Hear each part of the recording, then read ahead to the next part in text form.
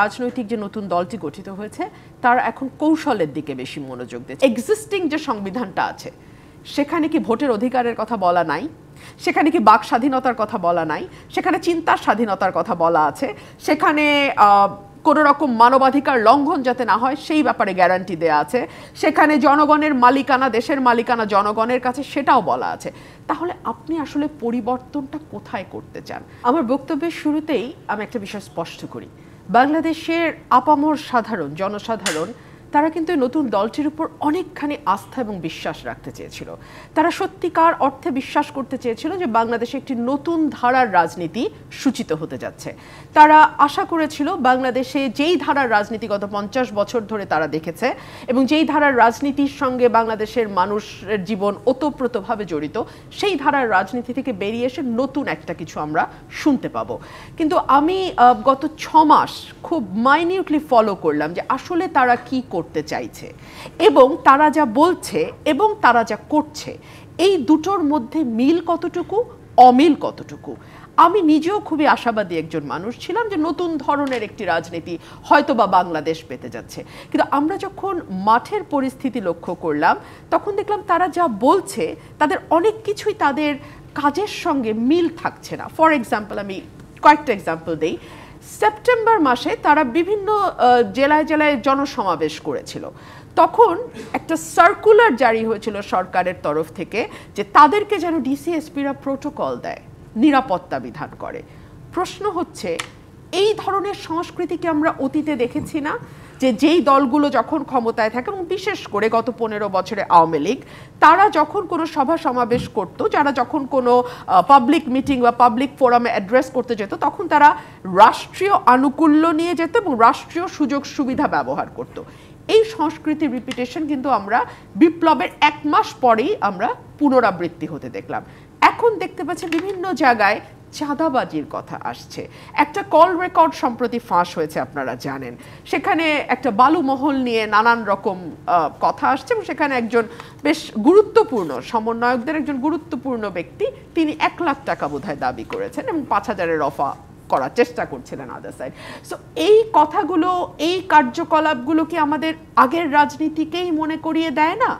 এবং আমি যখন তাদের যেই রিফর্মের কথা তারা বলছে, তারা কেউ কিন্তু বলেনি যে তারা গণতন্ত্র চায় না, তারা কেউ বলেনি যে তারা মানুষের ভোটের অধিকারে বিশ্বাস করে না, তারা বাক স্বাধীনতা চায়, তারা লিখবার, বলবার, চিন্তা করবার স্বাধীনতা চায়, তারা মানবাধিকার গ্যারান্টি করতে চায়, তারা গুম, বিচার বহির্ভূত হত্যার মতন অপরাধগুলো বাংলাদেশ থেকে সরিয়ে দিতে চায়।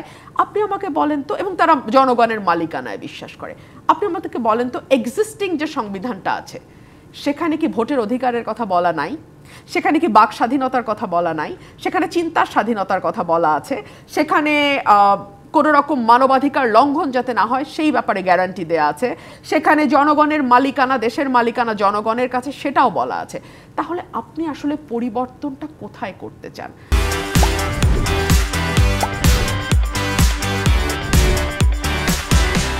যেটা আমি এতদিন 6 মাস ধরে তাদের অবজার্ভ করে বুঝলাম, যেটা মূল ফোকাস হওয়ার কথা, সেটা হচ্ছে যে যেই কথাগুলো, ভালো ভালো কথাগুলো এতদিন কেতাবে ছিল কিন্তু কাজে ছিল না, সেগুলোকে তারা কাজে পরিণত করতে চাইছেন। খুবই চমৎকার। সেগুলোকে যদি কেউ কাজে পরিণত করে তাহলে অটোমেটিক্যালি মানুষের সিম্প্যাথি বলেন, মানুষের ভোট বলেন, মানুষের সমর্থন বলেন, সেটা কিন্তু অটোমেটিক্যালি তাদের কাছে যাবে। সেটার কোনো সেকেন্ড রিপাবলিক হবার কোনো প্রয়োজন নাই। যদি এমন হতো যে বাংলাদেশে রাজতন্ত্র প্রতিষ্ঠিত আছে, রাজতন্ত্র থেকে তারা গণতন্ত্রের দিকে যেতে চায়, কিংবা যদি এমন হতো যে বাংলাদেশে গণতন্ত্র আছে কিন্তু তারা সমাজতন্ত্র কায়েম করতে চায়, অর্থাৎ তারা পুরো সিস্টেমটার পরিবর্তন চায়, তাহলে আমরা সেকেন্ড রিপাবলিকের কথা ভাবতে পারতাম। পরিবর্তনের কথা যেটা আপনি বলছেন তারা চাইছে, সেটা কি অনেকেই সন্দেহের চোখে দেখছেন, অন্য মতলব আছে কথা বলেছেন, এর মধ্যে আরো একটি উদ্দেশ্য আছে, সেই কথা আমরা শুনেছি। বিএনপির নেতারা বলছেন গণপরিষদ কেন হবে, এর মধ্যে একটি অন্য উদ্দেশ্য আছে কিংবা অন্য কোনো মতলব আছে। মতলবটা আসলে কি? মতলবটা হচ্ছে নির্বাচনকে আরেকটু দীর্ঘায়িত করা। আমি আজকে একটি রিপোর্ট এসছে মানব জমিনে, বেশ দীর্ঘ একটি রিপোর্ট। তারা বলছে যে রাজনৈতিক যে নতুন দলটি গঠিত হয়েছে তারা এখন কৌশলের দিকে বেশি মনোযোগ দিচ্ছে। তারা 3 ধরনের কমিটি করতে চাইছে। একটি কমিটি হচ্ছে তাদেরকে নিয়ে যারা নির্বাচন করবে এবং তারা তাদের এলাকায় চলে যাবে এবং এলাকা গোছানোর কাজ করবে। সেকেন্ড কমিটি যেটা হবে সেটা দলকে এবং সংগঠনকে আরো বেশি শক্তিশালী করার জন্য কাজ করবে, এবং থার্ড যে কমিটি হবে সেটা ন্যাশনাল পলিটিক্স নিয়ে কাজ করবে। অর্থাৎ এই যে 3টা কমিটি করা এবং বিষয়গুলোকে গুছিয়ে আনা, এজন্য সময়ের প্রয়োজন। 300টি আসন, 300টি আসনে প্রার্থী ঠিক করা, সেই প্রার্থীদের একটা শক্ত বেস তৈরি করা, এই সকল কিছুর জন্য সময়ের প্রয়োজন। দেখুন, আমরা যারা একেবারে প্রত্যন্ত এলাকায় রাজনীতি করি, আমার এলাকা ব্রাহ্মণবাড়িয়ার একদম মানে কর্নারে সরাইল আশুগঞ্জে, আমাদের এখানে কিন্তু আমি কথা বলেছি মানুষের সাথে প্রচুর, যে আপনারা নতুন রাজনৈতিক দল নিয়ে কি ভাবছেন, তাদের কোনো কমিটি এখানে আছে কিনা, কিংবা তাদের কোনো সমন্বয়ক বা নেতা এখানে আছে কিনা। ওরা কিন্তু এই ব্যাপারগুলো ঠিকঠাক মতো জানেই না। মানে ব্রাহ্মণবাড়িয়ার মানে 6টা আসন, এই 6টা আসনে কম বেশি আমি কথা বলেছি মানুষের সাথে, তারা খুব বেশি ওয়াকিবহালি না। সো এরকম আমি একটা এলাকার কথা বলছি, এরকম তো আরও 300টা এলাকা আছে। সো সেই এলাকাগুলোতে তাদের শক্ত ফুটিং দেওয়া এবং সেখানে কাজ করা, মানুষের বিশ্বাস আস্থা অর্জন করা, এগুলো কিন্তু কঠিন ব্যাপার। দেখুন, আমি আমার ফার্স্ট সেগমেন্টে বিষয়টি তুলিনি, বাট এখন আমার কথার প্রয়োজনে তুলতে হচ্ছে। উমামা একটি কথা বলেছে যে মানুষ অত না বুঝলেও হয়। মানুষ কিন্তু সত্যি সেকেন্ড রিপাবলিক, প্রেসিডেন্ট আর প্রাইম মিনিস্টারের ক্ষমতার ভারসাম্য, আর্টিকেল 70, এগুলো নিয়ে একেবারেই চিন্তিত না। মানুষ এগুলো জানেও না, জানতে চায়ও না, খুব বেশি মানুষ বুঝতেও চায় না। আমরা যদি আরবান এলিট ক্লাস নিয়ে আলাপ করি, সেটা একরকম আলাপ হবে, কিন্তু বাংলাদেশে আরবান এলিট ক্লাস কিন্তু 10%। এর বাইরে যে 90% মানুষ, যাদের ভোটও একটা, আপনার আমার ভোটও একটা, যারা 70 অনুচ্ছেদ নিয়ে গলা ফাটাই, সুতরাং তাদের ভোটটাকে, এই 90%-এর ভোটটাকে আপনি তুচ্ছ করে 10% নিয়ে পড়ে থাকলে হবে না। 90%-এর মূল কনসার্ন কি? তাদের মূল কনসার্ন হচ্ছে তারা জিনিসপত্র ঠিক মতো ন্যায্য দামে পাচ্ছে কিনা।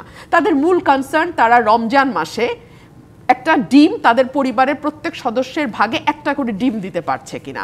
তাদের মূল কনসার্ন হচ্ছে আইন শৃঙ্খলা পরিস্থিতির কি অবস্থা, তারা রাত 10টা-11টার সময় নির্বিঘ্নে বাড়িতে একলা ফিরতে পারছে কিনা, মোবাইলটা এবং মানি ব্যাগটা সেভ আছে কিনা। তাদের মূল কনসার্ন হচ্ছে নারীরা সন্ধ্যার পরে বাড়ির বাইরে গিয়ে শপিং করে আবার বাড়িতে নিরাপদে ফিরতে পারছে কিনা। এই জায়গাগুলো তাদের মূল কনসার্ন ভাই। এর বাইরে বাংলাদেশে সেকেন্ড রিপাবলিক হচ্ছে না, থার্ড রিপাবলিক হচ্ছে না, অন্য রিপাবলিক, তাতে তাদের কিচ্ছু যায় আসে না। আপনারা এই জায়গাগুলোতে মানুষকে কতটা স্বস্তি দিতে পেরেছেন?